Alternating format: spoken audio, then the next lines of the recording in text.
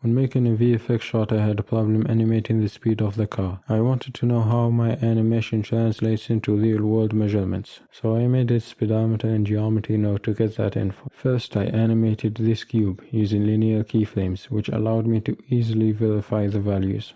What this node tree does is it calculates the object's displacement by subtracting its current position from its position in the next frame. Then using the length node, it determines how many meters the object traveled in a single frame, and then it multiplies this value by the frame rate to calculate the velocity in meters per second. And there is an option to multiply the velocity by 3.6 to convert the speed in kilometers per hour.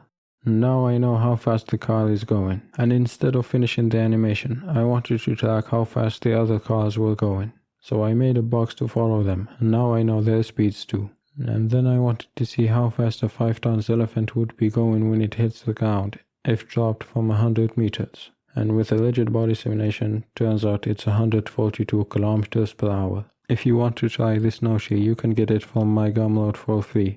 I've also added a miles per hour option for the people who use fake measurements.